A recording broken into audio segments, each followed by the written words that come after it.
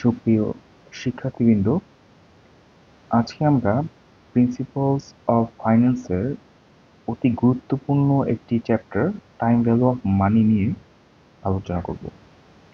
So basically time value of মানিটা কি? এটাকে যদি আমি বাংলায় ট্রান্সলেশন করি তাহলে এটার অর্থ দাঁড়ায় অর্থের সময় মূল্য।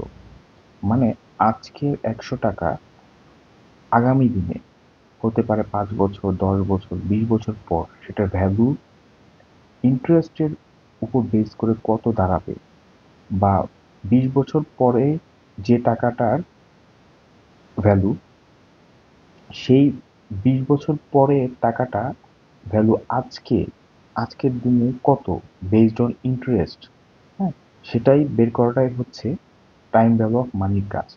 সো এই time value of money financial ইনভেস্টমেন্টের জন্য খুবই ইম্পর্টেন্ট, এবং এটা ফাইন্যান্সের স্টুডেন্টদের এর উপর দক্ষতা রাখাটা খুবই জরুরি।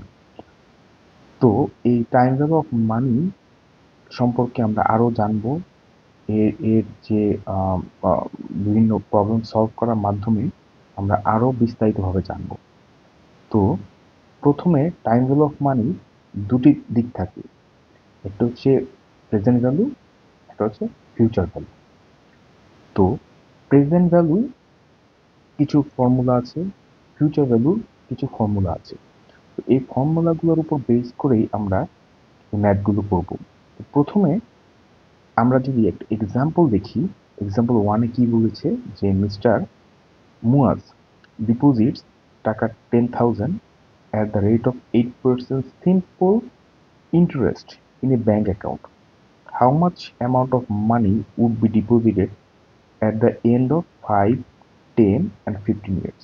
মানে মিস্টার মুয়াজ 8% সিম্পল ইন্টারেস্ট রেটে আজকে ব্যাংকে 10,000 টাকা রেখেছে।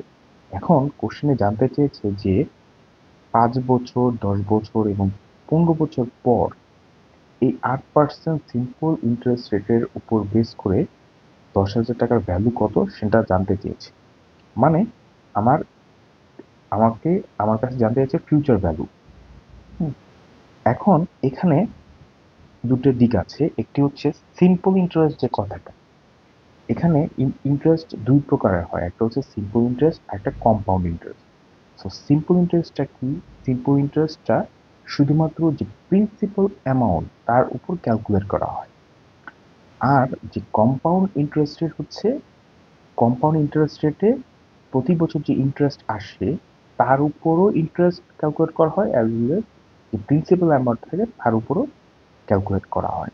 তাহলে আমাকে এই এক্সাম্পলে জানতে চেয়েছে যে ফিউচার ভ্যালু জানতে চেয়েছে এবং সিম্পল ইন্টারেস্ট।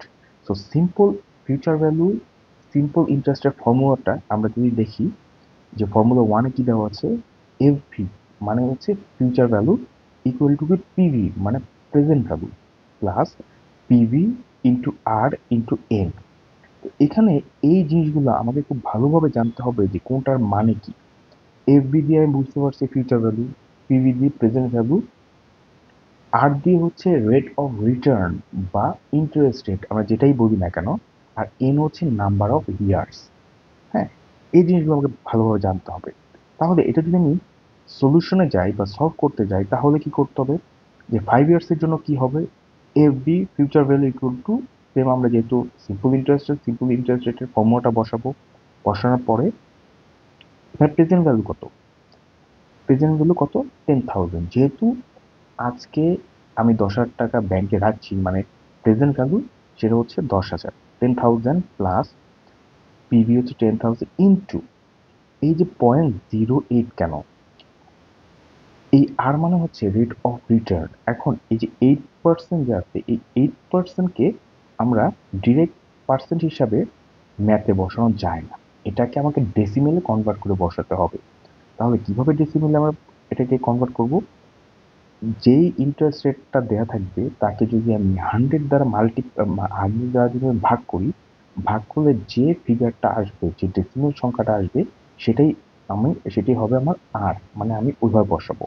ইন্টু এখানে 5 ইয়ার্সের জন্য বলেছে, সো এন হবে 5। তো এটা যদি আমি ক্যালকুলেটর দিয়ে ক্যালকুলেট করি তাহলে আমার এখানে 5 বছর পরে ভ্যালু আসতেছে কত? 14,000। সেম একইভাবে 10 ইয়ারের জন্য শুধুমাত্র চেঞ্জ হবে কি এনটা, এন এর জায়গায় হবে 10, অ্যাজ ওয়েল এস 15 ইয়ার্স এর জন্য হবে এন এর জায়গায় হবে কত? 15। তার মানে দেখা যাচ্ছে যে 8% ইন্টারেস্টের উপর ডিপেন্ড করে আজকে যে 10,000 টাকা সেটি 5 বছর পরে সেটির ভ্যালু দাঁড়াচ্ছে কত? 14,000। 10 বছর পরে দাঁড়াচ্ছে কত? 18,000। এবং 15 বছর পরে দাঁড়াচ্ছে কত? 22,000 টাকা। তার মানে ফাইন্যান্সে ইনভেস্টমেন্টে করার জন্য আমার টাইম ভ্যালু অফ মানি খুবই ইম্পর্টেন্ট। যে আমাকে যদি ফিউচার বা প্রেজেন্ট ভ্যালু জানতে হয় তাহলে আমাকে এটার মাধ্যমে ক্যালকুলেট করেই আমাকে ইনভেস্টমেন্ট ডিসিশনটা নিতে হবে। আরও অনেক কিছুর উপর ডিপেন্ড করে ইনভেস্টমেন্ট ডিসিশন নিতে হয়, সেগুলো আমরা ধীরে ধীরে আস্তে আস্তে জানবো। হ্যাঁ, অনেক চ্যাপ্টার আছে আর পড়বো সেটার মাধ্যমেই। তো প্রথমে আমরা যেহেতু টাইম ভ্যালু অফ মানি শুরু করেছি, এগুলোর যত প্রকারের ম্যাথ আছে সব ম্যাথগুলো আমরা বুঝবো, ধীরে ধীরে সলভ করবো। পরবর্তী ক্লাসে আবারও দেখা হবে তোমাদের সাথে। আল্লাহ হাফেজ।